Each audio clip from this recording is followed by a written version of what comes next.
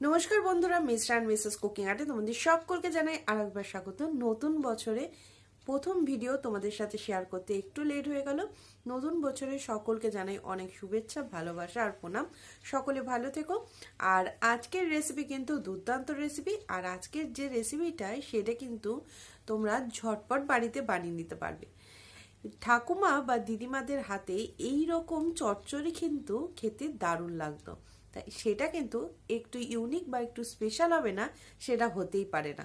চলো দেখে নেওয়া যাক আজকের এই চটজলদি দারুণ ধরনের একটা সবজির রেসিপি। আর এটা অবশ্যই কিন্তু বাড়িতে ট্রাই করো, ট্রাই না করলে বুঝতে পারবে না কতটা সুন্দর। চলো দেখে নেওয়া যাক আজকের রেসিপি। রেসিপিটার জন্য এখানে আমরা নিয়ে নিয়েছি কিছু শীতকালীন সবজি, আর এর মধ্যে নিয়ে নিয়েছি মূলো, নিয়েছি শিম, গাজর, আলু, কুমড়ো, আর এখানে নিয়েছি পালং শাক। সমস্ত সবজিগুলোকে ভালো করে ধুয়ে কেটে নিয়েছি লম্বা লম্বা করে। এরপরে নিয়ে নিয়েছি মাছের মাথা এখানে আমার একটাই বড় মাছের মাথা রয়েছে, সেটাকে ভালো করে ধুয়ে নুন আর হলুদ দিয়ে আমরা ভালো করে মাখিয়ে রাখছি। এই দিকে নিয়ে নিয়েছি মাছের তেলটাও কিন্তু আমরা একটু নুন দিয়ে নিয়ে সেটাকেও আমরা ভালো করে মাখিয়ে নেব। মাছের মাথাগুলোকে মাখানো হয়ে যাওয়ার পরে মাছের তেলটাকেও কিন্তু আমরা একটু নুন দিয়ে মাখিয়ে একটা সাইডে রেখে দিলাম।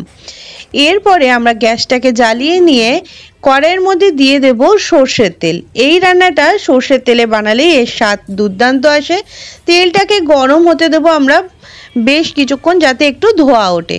ভালো করে তেলটা গরম হয়ে গেলে, হালকা ধোয়া উঠতে আরম্ভ করলে গ্যাসের আঁচটাকে কমিয়ে দিয়ে আমরা দিয়ে দিচ্ছি মাছের মাথাগুলোকে আমরা এক এক করে দিয়ে দিচ্ছি।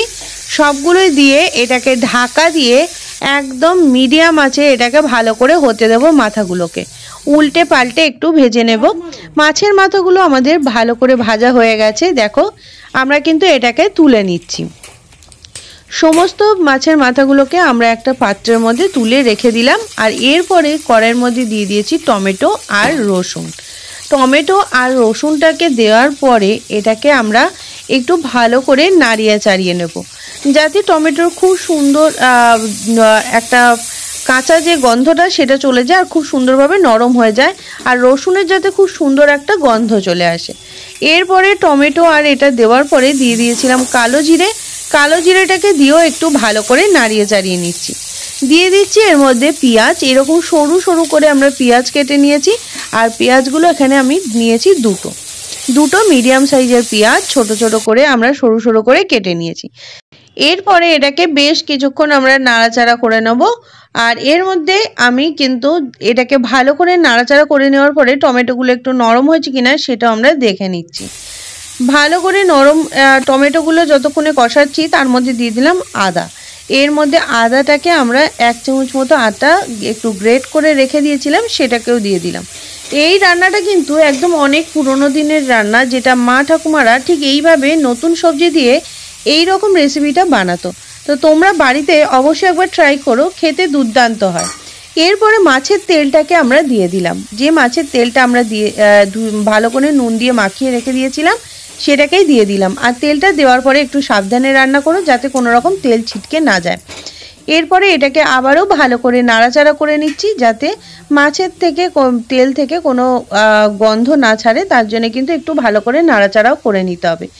দিয়ে দিয়েছি এর মধ্যে হলুদ আমি মাছেও দিয়েছিলাম, তাই এর মধ্যে অবশ্যই হলুদটা তোমরা সেটাকে কিন্তু বুঝে দেবে। আর এর মধ্যে আমি যে মশলাটা দিচ্ছি, এখানে আমি জিরে, ধনে, গোটা গরম মশলা সমস্ত কিছু আর গোলমরিচ সমস্ত কিছু একটু শুকনো খোলাতে ভেজে গুঁড়ো করে নিয়েছি।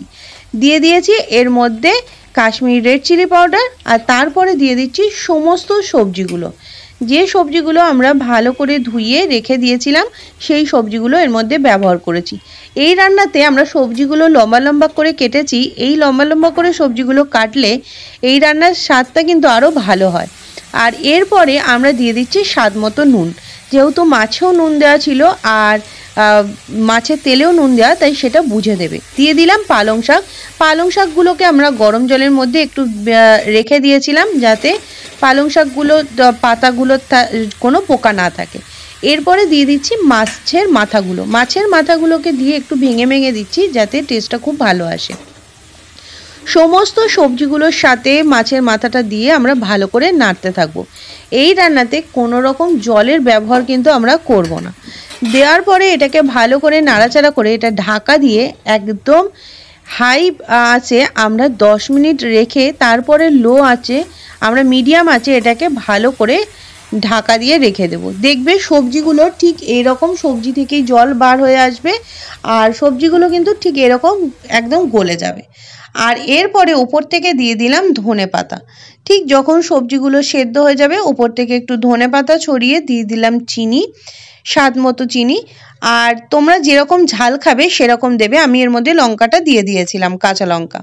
তোমরা একটু বেশি ঝাল খেলে এর মধ্যে ঝাল বেশি করে দিতে পারো, এইটাই ঝাল বেশি দিলে স্বাদটা কিন্তু ভালোই লাগে। এরপরে এটাকে ভালো করে মিশিয়ে নিয়ে আমরা নাড়াচাড়া করে নিয়ে একদম রেডি করে ফেলছি। দেখো দেখতে যেমন সুন্দর, গরম ভাতের সাথে একদিন হলেও এই রান্নাটা ট্রাই করে দেখো। শীতের এই নতুন সবজি দিয়ে এই রান্না একবার খেলে তোমাদেরকে গ্যারেন্টি দিয়ে বলতে পারি তোমরা কিন্তু আর অন্য কিছু লাগবে না ভাতের সাথে। তাহলে অবশ্যই এই রান্নাটা বানিয়ে দেখো, দুর্দান্ত হয় এই রান্না। আর এরপরে আমরা একটা প্লেটের মধ্যে নামিয়ে নিয়েছি।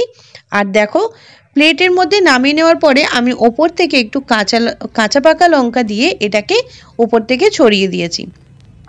তোমরা এইভাবেও কিন্তু এটাকে একটু কাঁচা পাকা লঙ্কা দিয়ে উপর থেকে দিয়ে দিতে পারো, তাতেও কিন্তু খেতে অনেক ভালো লাগে। আশা করছি তোমাদের এই রান্নাটা খুবই ভালো লাগবে আর বাড়িতে অবশ্যই একদিন ট্রাই করে দেখো। এটা যদি রান্না না করো তাহলে বুঝতে পারবে না এর স্বাদটা কত সুন্দর হয়। আর এটা কিন্তু খুব সহজেই তোমরা বাড়িতে বানিয়ে নিতে পারবে। আর এটা বানাতে কোনো রকম ঝামেলা নেই, একদম চটজলদি হয়ে যায়। আর এই রান্না দিয়ে কিন্তু তোমরা নিমেষে ভাত একদম খেয়ে নিতে পারবে। তাহলে আমাদের রেডি হয়ে গেল দুর্দান্ত স্বাদে এইরকম একটা অসাধারণ রেসিপি। এই শীতে সবজি দিয়ে অবশ্যই কিন্তু ট্রাই করতে ভুলো না। আর কেমন লাগলো অবশ্যই কমেন্টের মাধ্যমে জানিও। যদি ভালো লেগে থাকে ভিডিওর কোনো অংশ তাহলে অবশ্যই কিন্তু লাইক করে সাবস্ক্রাইব করে নিও। আর পাশে থাকা বেল আইকনটা ক্লিক করতে একদম ভুলো না, যাতে আমি নতুন নতুন ভিডিও ছাড়লে সবার আগে তোমাদের কাছে নোটিফিকেশন পৌঁছে যায়। চলো আজকের মতো রেসিপি পর্যন্তই। ততক্ষণে তোমরা ভালো থেকো, সুস্থ থেকো। আবার দেখা হচ্ছে নতুন কোনো রেসিপি নিয়ে।